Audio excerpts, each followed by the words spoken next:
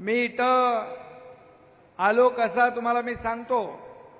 सकाळी आम्ही नागपूर मुंबई समृद्धी हायवेचं उद्घाटन केलं, लोकार्पण केलं। मुख्यमंत्री देवेंद्रजी आणि आम्ही अजितदादा आम्ही सगळे होतो आणि तिथून डायरेक्ट अक्कलकोट स्वामी समर्थ नगरीमध्ये सिद्धरामांना भेटायला, तुम्हाला भेटायला, तुमचं दर्शन घ्यायला निघालो।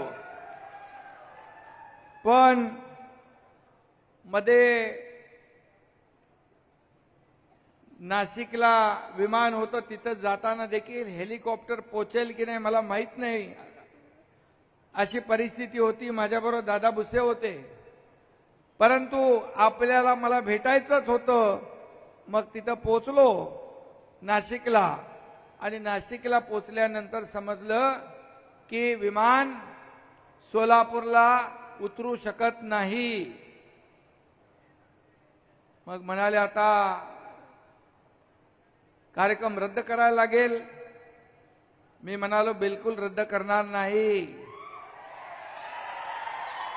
मी म्हणालो पुण्याला जाऊन तिथून पुण्यावरून बाय रोड तुमच्यापर्यंत पोचायचं, पण तोपर्यंत म्हणालो मग बिदर, गुलबर्गा, विजापूर कुठलं एअरपोर्ट चालू आहे आणि गुलबर्गा पण बंद होतं। मग केंद्रीय मंत्री राम नायडू यांना विनंती करून ते विमान आमचं लँड होईल अशी विनंती केली आणि तिथं उतरलो।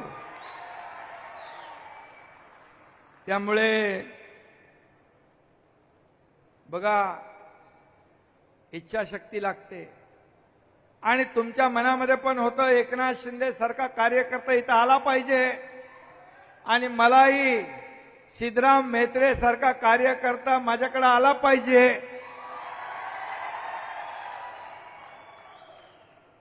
आणि त्यांचे बंधू शंकर म्हेत्रे देखील माझ्यापर्यंत आले पाहिजे आणि त्यांची अख्खी टीम आपल्या सोबत आली पाहिजे आणि तुमच्या सगळ्यांचं जनता जनार्दनाचं दर्शन झालं पाहिजे।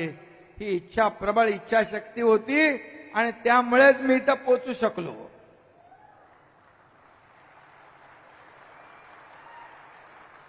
तुम्हाला जेवढे धन्यवाद देता येतील तेवढे कमी आहेत। खरं म्हणजे